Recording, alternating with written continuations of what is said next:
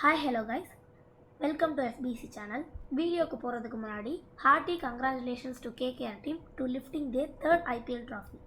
இந்த வீடியோவில் நம்ம எதை பற்றி பார்க்க போகிறோன்னா DK அவுட்டா நாட் அவுட்டா IPL பிளே ஆஃப் எலிமினேட்டர் மேட்ச்சில் நடந்த கான்ட்ரவர்சி பற்றியும் சிஎஸ்கேவுடைய ரிட்டன்ஷன் லிஸ்ட் ப்ரெடிக்ஷன்ஸ் பற்றியும் தான் நம்ம பார்க்க போகிறோம்.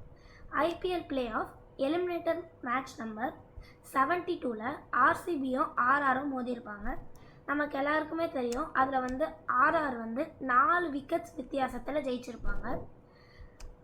அந்த மேட்ச்சில் ஆவேஷ்கான் போட்ட ஒரு ஓவரில் டிகே அவருடைய செகண்ட் பாலை ஃபேஸ் பண்ணியிருப்பார்.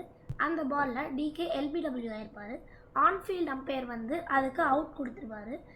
ஆனால் டிகே அதை ஒத்துக்காமல் டிஆர்எஸ் எடுத்து தேர்ட் அம்பையர் கிட்ட போயிருப்பார். தேர்ட் அம்பையர் என்ன சொன்னார்னா நாட் அவுட்டுன்னு சொன்னார்.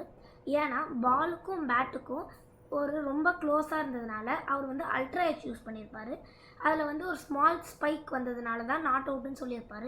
ஆனால் நம்ம கவனமாக அந்த ஃபுட்டேஜ் பார்த்தோன்னா நமக்கு நல்லாவே தெரியும் டிகேவுடைய கார்னர் பேட் வந்து அவருடைய பேடில் பட்டிருக்கும். அதனால தான் அந்த ஸ்பைக் வந்திருக்கும். மற்றபடி பாலும் பேட்டும் கான்டாக்ட்லேயே இல்லை. அதனால் தேர்ட் அம்பையர் கொடுத்த டிசிஷன் வந்து ராங் தான்.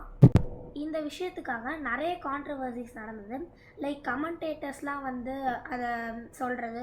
அப்புறம் குமார் சங்ககாராவே அந்த மேட்ச்சில் வந்து ஒரு பெரிய கான்ட்ரவர்சி பண்ணியிருப்பார். இப்போ வந்து நம்ம சிஎஸ்கேவுடைய ரிட்டன்ஷன் லிஸ்ட் ப்ரெடிக்ஷன்ஸ் பார்க்கலாம். இப்போ 2025 மெகா ஆக்ஷன் நடக்க போகுது. நம்ம அப்படியே 2022யோடைய லாஸ்ட் மெகா ஆப்ஷன் பார்த்தோன்னா அதில் வந்து வெறும் 4 பிளேயர்ஸ் தான் நம்மளால் ரிட்டைன் பண்ண முடியும்னு ரூல்ஸ் இருந்தது.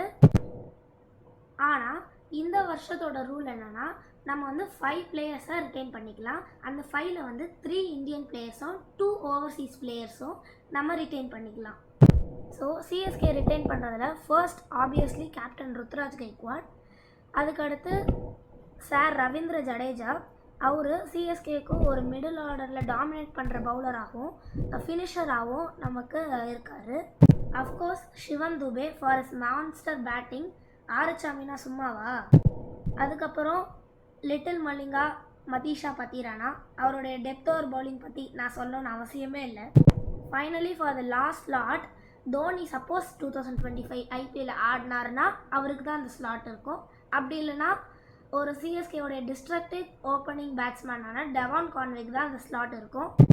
நம்ம என்னதான் 2023 ஐபிஎல்ல டெவான் கான்வேயோடைய மான்ஸ்டர் பேட்டிங்கை பார்த்துருந்தாலும் 2024ல் அவர் ஒரு மேட்ச்சில் கூட ஆடல. மேபி 2025ல் சிஎஸ்கே டெவான் கான்வேவை ரிட்டர்ன் பண்ணலாம். தேங்க்யூ ஃபார் வாட்சிங் திஸ் வீடியோ. வீடியோ பிடிச்சதுன்னா லைக் பண்ணுங்கள், ஷேர் பண்ணுங்கள், கமெண்ட் பண்ணுங்கள். மறக்காமல் சப்ஸ்கிரைப் பண்ணிட்டு அந்த பெல் ஐக்கானையும் ப்ரெஸ் பண்ணிடுங்க. Until then, bye from Jashwant and Hare.